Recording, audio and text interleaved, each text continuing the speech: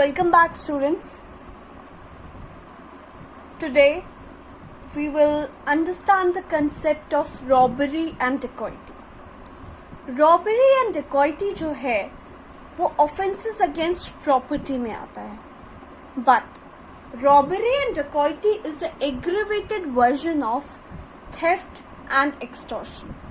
So if you are not clear with the concept of theft and extortion, I would recommend you go back and first watch the video of theft and extortion. So once you are clear with the concept of theft and extortion, then you will understand the concept of robbery and dacoity. Section 390 से लेकर section 402 provides certain provisions related to robbery and dacoity. So which are the important provisions for us? Let's see that. Section 390 जो है define करता है what is robbery. So robbery के essential ingredients क्या है, what acts constitute robbery, ये समझने के लिए सेक्शन 390 बहुत ही ज्यादा इम्पोर्टेंट है. सेक्शन 390 to 92 एंड 93 ये भी हमारे लिए इम्पोर्टेंट है बिकॉज ये प्रोवाइड करते हैं punishment attempt to robbery and robbery का. 92 जो है रॉबरी का पनिशमेंट बताता है और 93 जो है अटेम्प्ट टू रॉबरी का पनिशमेंट बताता है. Section 391 is again very important for us, that provides definition of dacoity, and section 395 जो है वो provide करता है punishment for dacoity. Again important section. Note these down. Now there is one thing we should always remember. Normally there are 4 stages of crime. So in these 4 stages, first let me tell you what are the 4 stages of crime, which you should already know although. First is intention, second is preparation, third is attempt and fourth is commission. So ये जो intention है इस stage पे हम कभी भी किसी भी person को punish नहीं करते. जनरली प्रिपरेशन के स्टेज पे भी पनिश नहीं किया जाता है, अटेम्प्ट पे पनिश किया जाता है एंड कमीशन पे भी पनिश किया जाता है. बट डेकॉइटी एक ऐसा ऑफेंस है जिसको कि प्रिपरेशन के स्टेज पे ही पनिशेबल बताया गया है IPC. So section 399 provides the punishment for preparation to commit dacoity and again assembling for purpose of committing dacoity. If you see, this is even a stage of preparation. This has even been punishable under section 402. इसके अलावा belonging to a gang of dacoits or thieves भी punishable है section 400 and section 401. So now let's talk about the important sections one by one. Section 390 जो provide करता है वो ये है कि रॉबरी क्या होता है. अब जो पहली लाइन है वो ये है, in all robbery there is either theft और एक्सटॉर्शन.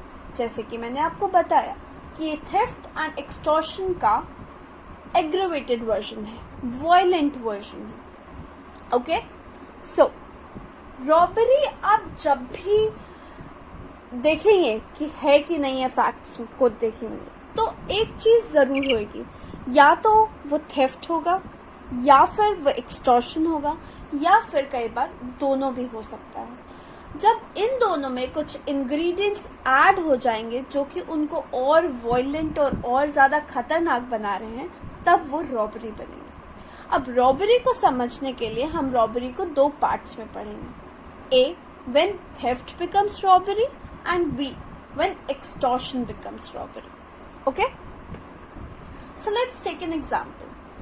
X and Y 2 लोग हैं जो कि बैंक वॉल्ट में टनल के थ्रू एंटर करते हैं, मतलब कि चुपचाप एंटर करते हैं, बिना किसी को पता लगे एंटर करते हैं, और वो उस वॉल्ट से वैल्यूएबल चीजें सारी निकाल के ले जाते हैं.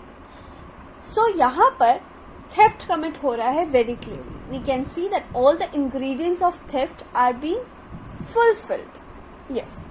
अब मैं इसी बात को कुछ चेंजेस करके बताती हूँ। एक्स एंड वाई क्या करते हैं, ये जो चुपके से टनल से आए थे, ये ना करके ये बैंक प्रेमिसेस में आर्म्ड गन्स के साथ एंटर करते हैं और ये वॉल्ट में से पैसे निकाल रहे होते हैं। जैसे ही ये वॉल्ट में से पैसे निकाल रहे होते हैं, गार्ड आता है और इनको रोकता है और वाइल कमिटिंग दिस थेफ्ट वो गार्ड को शूट कर देते हैं। सो जब वो ये कर रहे हैं तब ये थेफ्ट कन्वर्ट हो जा रहा है रॉबरी में। So what are the elements जो हमें यहाँ पे दिख रहे हैं? यहाँ पर शूट करने पे हो सकता है हर्ट कॉज हुआ हो सकता है डेथ कॉज हुई हो, right?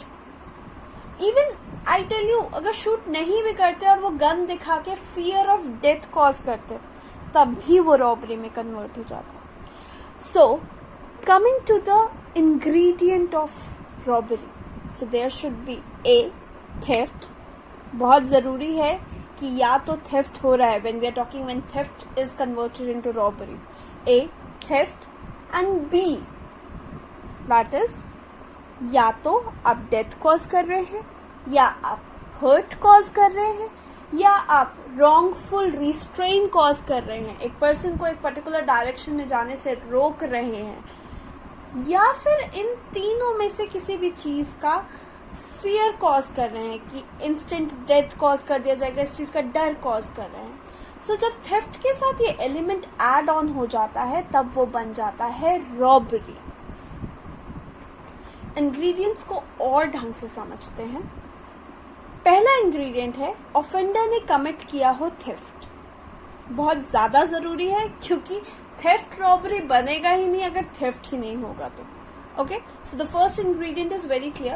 So whenever you will check the facts whether the robbery is being committed or not, आप पहले ये देखेंगे कि theft के ingredients fulfill हो रहे हैं कि नहीं. Now the second ingredient is he voluntarily caused or attempted to caused. या तो cause कर रहा है या attempt to cause कर रहा है voluntarily. A या तो death या फिर hurt या फिर wrongful restraint या फिर B fear of instant death. Make sure that is fear of instant. I am focusing on the word instant. Instant death, instant hurt और instant wrongful restraint. ये नहीं कि कल आऊंगा चक्कू लेके और मारूंगा अगर तूने मुझे अभी ये चोरी करके नहीं लेके जाने दिया. It should be like very instant. The fear should be very instant. Okay? So second ingredient clear है। अब ये सब इसलिए ताकि या तो चोरी कमिट करी जा सके या फिर वाइल कमिटिंग द थेफ्ट या फिर कैरिंग अवे और in attempt to carry away the property obtained by theft. So let's suppose A जब घर के अंदर घुसा तब कोई नहीं था, जब वो कमिट कर रहा था थेफ्ट तब कोई आ गया, तब वो अगर वॉलंटरीली कॉज करता है fear of instant death, instant hurt या फिर death hurt, wrongful restraint, any of it, तब वो रॉबरी कहलाएगी। या फिर जब वो कमिट कर रहा था, जब वो चुरा रहा था, तब कोई आता है और तब वो किसी के अंदर ऐसा कोई वायलेंट एक्ट करता है, तब वो रॉबरी होगी। या फिर चुराने के बाद जो प्रॉपर्टी उसने ऑब्टेन करी है थेफ्ट से, उसको लेकर जब जा रहा था या फिर जाने की कोशिश कर रहा था, तब वो वॉलंटरली कॉज करता है डेथ, हर्ट और रॉन्गफुल रिस्ट्रेन और फियर देयर ऑफ, तब वो बनेगा रॉबरी। बट इन तीनों एंड के अलावा, इन तीनों गोल के अलावा, इन तीनों रीजंस के अलावा कोई भी चौथा रीजन अगर होता है जिसके लिए वो वॉलंटरली कॉज करता है any of the provided thing, तब that wouldn't amount to robbery. Okay, let's take an example. A एक थीफ है जो कि चोरी करके भाग रहा था, लेकिन तभी लोग आ जाते हैं और वो डर जाता है, तो उसके पास जो भी चोरी का सामान था वो वहीं के वहीं छोड़ देता है और वो भागने लग जाता है। जब अब वो भाग रहा है, अब भीड़ उसे जब मारने वाली है, तब वो चाकू निकाल के सबको fear of hurt, instant fear of hurt cause करता है। नाउ इन दिस सिनेरियो अगर मैं जाकर देखूं तो थेफ्ट कमिट हो गया था, yes, he voluntarily actually causes fear of instant hurt in my example, but he did this in order to save himself, not to commit theft, not while committing theft, not in carrying away the property obtained of theft, क्योंकि वो तो already छोड़ चुका है उस property को, right? So in this case, when he is causing this fear of instant hurt, or even if he commits hurt or commits death, तब वो robbery नहीं होगा. Okay? So it is very important that you see किस purpose के लिए वो commit किया जा रहा है. Okay? Now, one more thing is there कि जो ये होना चाहिए ये voluntarily होना चाहिए. Accidental infliction of force in order to commit theft is not robbery. आपने सिंपली डर के मारे आपने सामान कुछ फेंका और उससे हर्ट कॉज हो गया, तो दैट डजंट मीन कि वो रॉबरी कमिट हुई है. But these are small things which you see in the facts, whether that person voluntarily did that or या फिर accidentally हुआ है, किस end के लिए किया गया है. These are the things you have to see. Okay? But make sure कि ये तीनों के तीनों इंग्रेडिएंट फुलफिल हो. ट्विस्ट यूजुअली यहाँ पर आता है कि मे बी वॉलंटरली कॉज किया होगा इनमें से कुछ, लेकिन एंड कुछ और होगा. Okay, so do see that. Now moving on to when extortion becomes robbery. So मैं एक एग्जांपल देती हूँ. एक्स जो है वाई को कॉल करके सिंपली बोलता है कि अगर तुम मुझे 10,000 रुपये नहीं दोगे तो मैं तुम्हारे बच्चे को उठवा लूंगा अपने गैंग से. तो in this scenario, yes, fear of injury cause करी जा रही है वाई के दिमाग में एंड इंड्यूस करा जा रहा है डिसऑनेस्टली प्रॉपर्टी को डिलीवर करने के लिए. What is the property? 10,000 rupees. Yes, it is an extortion. Now let's take one more example. अबे यही एक्स एकदम सामने खड़ा होके बोलता है कि अपने सारे के सारे पैसे मुझे अभी दो वरना मैं तुम्हारे चाइल्ड को शूट कर दूंगा. सो ये ज्यादा खतरनाक है, right? Rather than the extortion वाला एग्जाम्पल जिसमें वो कॉल करके बोल रहा है कि लेटर ऑन वो ऐसा कर देगा. यहाँ पर एक इंस्टेंट फियर है कि अभी का अभी वो शूट कर देगा. Presence of the person is changing the scenario. So yes, this is the exact moment when extortion becomes robbery. So here in this example, the extortion has become robbery.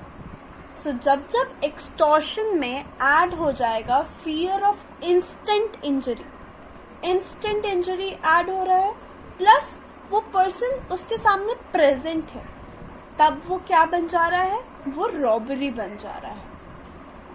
Ingredients को और अच्छे समझते हैं. पहला ingredients, offender committed extortion. Clear होना चाहिए कि extortion commit हुआ है, उसके इंग्रेडिएंट्स चेक कर लीजिए. Now the next ingredient is कि पर्सन जो है वो वहां पे प्रेजेंट होना चाहिए. जो भी पर्सन फियर में पुट कर रहा है दूसरे person, that person should be present there. And the third ingredient is कि वो पर्सन जो फियर कॉज कर रहा है वो फियर होना चाहिए या तो इंस्टेंट डेथ का, या इंस्टेंट हर्ट का, या फिर इंस्टेंट रॉन्गफुल कन्फाइनमेंट का टू दैट पर्सन और to some other person. Extortion में हमें पता है फियर उस पर्सन के लिए भी इंजरी का भी हो सकता है और दूसरे के लिए भी. एंड आप ध्यान दीजिए, यहाँ पे injury is not the general injury of extortion. वहां पर टर्म यूज किया गया था सिर्फ इंजरी, बट यहाँ पर fear of instant death, instant hurt और इंस्टेंट रॉन्गफुल रिस्ट्रेन तक ही है. Injury could be any kind of injury. Injury to reputation, injury to mind, injury to property, injury to the person. But here हम सिर्फ 3 category of instant injury की बात कर रहे हैं, दैट इज डेथ, हर्ट और wrongful restrain. Okay, so in this scenario it becomes robbery. अब जो person so put in fear is induced to deliver the property thing extorted then and there. उसी समय वो person डर के मारे deliver अगर कर देता है तब वो robbery है. then and there, it is again important, तभी का तभी. Now let's just take one more example, जहाँ पे मैं आपको ये बताऊंगी कि कैसे कभी कभी रॉबरी में थोड़ा सा थेफ्ट और थोड़ा सा एक्सटॉर्शन होता है. सो लेट्स सपोज आप अकेले सड़क पे चल रहे हैं रात को, और आप ए हैं और बी आता है और चाकू निकाल के आपके अंदर फियर ऑफ हर्ट पैदा करता है और कहता है सारा सामान जो भी तुम्हारे पास वैल्यूएबल सब दे दो. आप इतनी देर में वॉलेट से पैसे निकाल कर उसको दे रहे थे, ठीक है.